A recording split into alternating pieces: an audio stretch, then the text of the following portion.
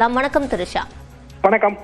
இப்போ இந்த கூட்டம் என்பது தேர்தல் ஆண்டுக்கு முன்பாக நடைபெறக்கூடிய கூட்டம். அதே போல அதிமுகவிலிருந்து செங்கோட்டையன் நீக்கப்பட்ட பிறகு நடைபெறக்கூடிய கூட்டம் எந்த அளவுக்கு முக்கியத்துவம் வாய்ந்தது?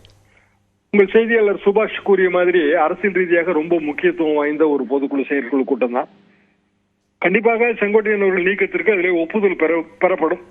போஸ்ட் அப்ரூவல் அது கண்டிப்பாக பெறப்படும் என்றுதான் நினைக்கிறேன். ஏனென்றால் செங்கோட்டையன் அவர்கள் தேர்தல் ஆணையத்தில் இது குறித்த ஒரு மனு கொடுத்திருக்கிறார், பிராது கொடுத்திருக்கிறார். அது டிஸ்பியூட்டாக மாறாதபடி பார்த்துக் கொள்வார்கள்.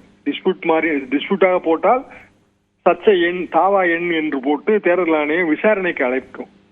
அந்த சங்கடத்தை தவிர்ப்பதற்கு எடப்பாடி பழனிசாமி அவர்கள் விரும்புவார்கள். எனவே அதற்கான ஒப்புதல் கண்டிப்பாக பெறப்படும். தேர்தலுக்கு முந்தைய கூட்டம் என்பதால் ஜனவரி, பிப்ரவரி ஆகிய மாதங்களிலே கட்சி மேற்கொள்ள வேண்டிய நடவடிக்கைகள், திமுகவுக்கு எதிராக செய்ய வேண்டிய தீர்மானங்கள் இதெல்லாமே வரும்.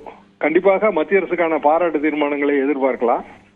கோயம்புத்தூர் மற்றும் மதுரை ஆகிய மெட்ரோ திட்டங்கள் விரைந்து நிறைவேற்றப்பட வேண்டும் என்கிற கோரிக்கை விடப்படும். எஸ்ஐஆர் நடவடிக்கைகளிலே திமுக தலையீடு செய்கிறது, தேர்தல் ஆணையம் இதை உடனடியாக தடுத்து நிறுத்த வேண்டும், இப்படியான கோரிக்கைகள் விடப்படும் என்றுதான் நான் நினைக்கிறேன். ஏனென்றால் இதுதான் இப்போதைக்கு பெரிய பிரச்சனைகளாக அதிமுக நினைக்கிறது, குறிப்பாக எஸ்ஐஆர்.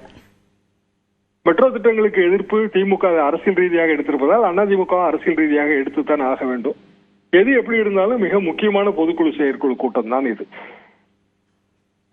இணைப்பில் கருத்துக்களை பதிவு செய்தமைக்கு நன்றி திருஷா.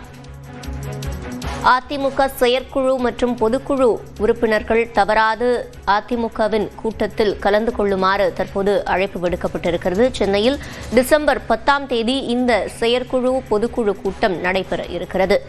அதிமுகவும் பாஜகவும் மீண்டும் கூட்டணி அமைத்ததற்கு பின்பாக நடைபெறும் முதல் கூட்டமாக இது அமைந்திருக்கிறது. இந்நிலையில் தற்போது நம்முடைய கருத்துக்களை பதிவு செய்வதற்காக